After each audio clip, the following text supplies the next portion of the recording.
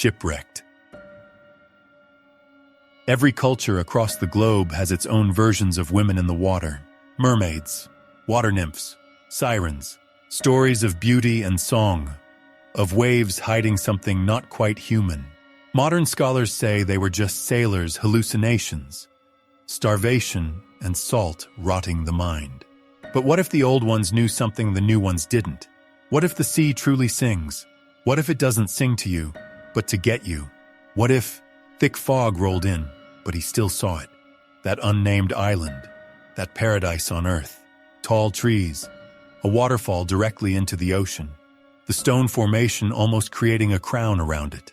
Jim smiled, heat rising in his chest and ears despite the downpour. His life's goal, his mission, sat there, behind tall waves and taller stones, calling to him, humming his name, Jim McLauren, the first person to find the island. How should I name it? He thought. Mac Iceland, he muttered into the wind and rain, smiling like a fool. Optasia, the wind whispered. Yes, Optasia. That would be perfect. Captain! Someone shouted into his ear. But Jim ignored them, gazing at the fulfillment of his life's ambitions. Jim? Zack grabbed his shoulder. The fuck are you doing? Turn the ship around. Why? Jim asked, pointing at the island.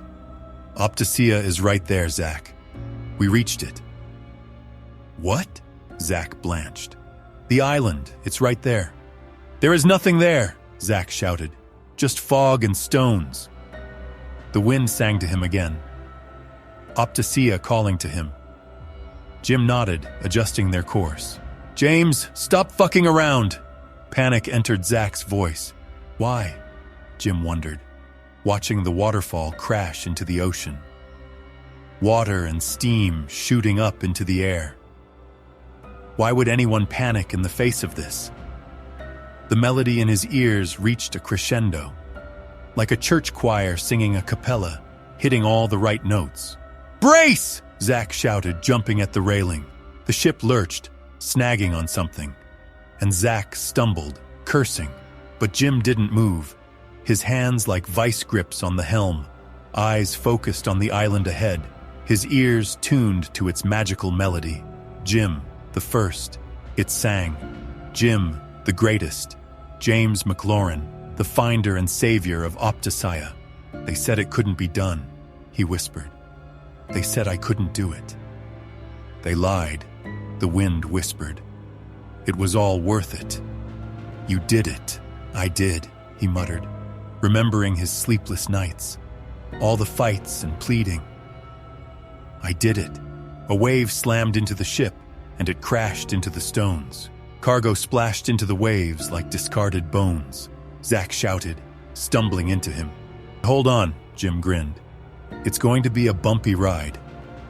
Zack pushed him away from the helm, ignoring the wooden one he had installed and grabbing the joystick. Idiot, Jim muttered, still listening to Optasia's melody. To its song, the ship crashed, the hull screamed, steel shrieking as it tore against stone. The whole ship shook and vibrated. Alarms wailed, sparks flew, smoke filled the bridge. As above, so below, the wind whispered. As outside, so inside, Jim muttered. A wave rushed at them, black and towering. Zack shouted, scrambling for control. Jim rushed to meet it. Head on. James McLauren, the first and only, Optasia sang in his honor. Cold water climbed up Zack's legs, then his back, slapping against his face. He choked and gagged, coughing hard as salt stung his mouth and throat. A wave slammed into his back, knocking him onto something sharp and jagged. Another crashed over him, forcing water into his nose and ears. Hands seized him and yanked him upright. The world spun, blurry, unfocused. Wind roared in his ears as cold seeped into his bones, leaving him shivering. Told you it was here. Jim patted his cheek. Trust, my friend. Trust. Zack stared at his captain's face. It was bloody and bruised, but grinning. Memories rushed back in fragments. The fog, the stones, the crash, the wave. The crew, he muttered, shoving Jim away and stumbling only for hands to grab at him again. Most are dead, Jim said, sounding almost distant. But you, Gloria, Theo, and Petra survived. And Dorothea? Zack asked. Jim shook his head. The world dropped out beneath him. His knees buckled, and he fell, something breaking deep inside. She was gone? How? Why now, when things had finally started to get better? Her noisy laugh echoed in his ears. Her beaming smile filled his mind's eye. No. Jim reached for him, but Zack pushed him away, letting himself fall on the rocky shore. Water battering his side. No, it couldn't be, he thought. Not now. Not when they had, finally. Finally. No, he croaked, his throat closing, his chest squeezing tight. A bottomless pit yawned in his stomach. No, he repeated. What do you mean, no? Jim asked, standing over him, but not even looking at him. His eyes were on the island, and a small smile played across his face. We are here. Told you it was here. I found it. Zack looked up at what should have been his friend, but the man didn't even care that Doro was dead. Where is her body? He asked. Haven't found it yet. Theo and Gloria are on corpse duty. Petra is categorizing all the remaining food and supplies. Zack stopped listening. She could still be alive, out there somewhere in the fog and waves. He scrambled to his feet. Where are you going? Jim asked. To find her, he said, rushing into the water. No, you are not, Jim said. Zack stopped, slowly turning to look at the man. What? Theo and Gloria are on corpse duty. I'll look for survivors. Petra needs help with supplies, and you'll help her. Fuck that, Zack snapped. She's alive, and I'm going to find her. I gave you an order, and you will follow it. Zack. Jim shook his head as if Zack was unreasonable. I understand.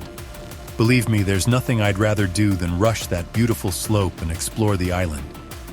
But we have duties. Slope. Explore, Zack thought. But he said nothing, rushing deeper into the water.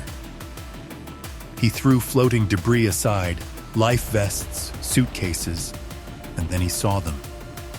3 bodies, floating, huddled together. Zack slogged toward them, the water dragging at his legs, slowing him down. But it didn't matter. Nothing mattered except finding her. He pushed Victor's body aside, shoved Lorenz towards the shore, and froze. A tall, blonde woman floated face down in the water, most of her clothes torn away, most of her limbs broken, his stomach twisted, heart ceasing to beat. The cold spread to his chest and mind. All the world fell away as he watched her body float, broken and lifeless. Zack reached out, his hands trembling, his fingers hesitating. She was dead. Gone, and he wasn't there to help her, to hold her. Tears filled his eyes and a whimper escaped his lips. Doro was gone. All that was left was this broken husk. Zack willed his hand to move, forced his fingers to grab her, to hold her as he pulled her in. He hugged his Doro one last time, tears running down his wet face and dropping on her crooked nose. Her face was so beaten and swollen, he barely recognized her. His heart sank as he imagined what her last moments were like. What a terrible way to go, terrified and alone. I'm sorry, baby, he whispered, and pulled her into a tight embrace, his hands tracing her cold and rigid body. It felt so wrong, so foreign, as if he held it for the first time. But the birthmark was still the same. It had to be. The little blemish she hated, but he loved. His fingers rubbed her back, searching for the rough piece of skin, but he couldn't find it. Zack turned the body in his hands, staring at her back. His heart exploded with hope as he stared into the unfamiliar back. He flipped the body around and felt heat in his chest. Laura's lifeless eyes stared at him. It wasn't her. It wasn't his Doro. For a heartbeat, he almost laughed, but the sound broke into a sob. Because Doro was still out there, alone, lost. Zack let Laura's body drift and pushed on into the waves, fog, and cold. He had to find Doro, but he slowed, glancing back at the three who had spent the last 3 years with him and Doro. Laughing, fighting, sharing meals and bunks, he couldn't leave them to float and rot. Yet every second wasted could decide Doro's fate. He turned away, wading deeper into the water. Gloria and Theo will handle them, he told himself.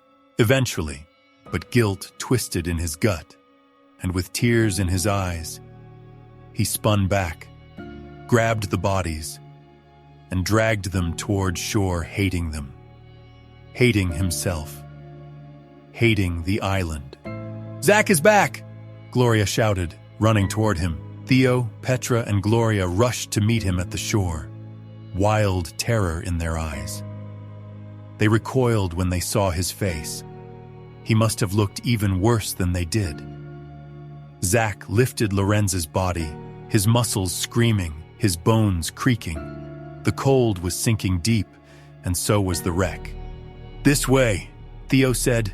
Victor slung over his shoulders. Gloria and Petra half-dragged, half-carried Laura's body to a makeshift tent by a low fire. Dozens of bodies already lay there, most mangled beyond recognition, though a few looked almost peaceful. The lucky ones. The ones who drowned quickly, not battered and broken on the stones. Zack lowered Lorenz beside his wife and scanned the bodies. Only 2 blonde women lay among them, one too short to be Dorothea, the other too heavy. Tina and Fiona, the mechanic and the cook. Enemies even in death. 3 more, Jim said without turning, his eyes fixed on the rocky hill. "We will rest, and then move into the interior." Zack stared at him, then at the hill looming like a shadow through fog and rain. Had Jim hit his head? He turned away. None of it mattered. Doro was still out there, and he would find her. "Stop." Theo got in his way. "Zack, you need to warm up. Tend to your wounds.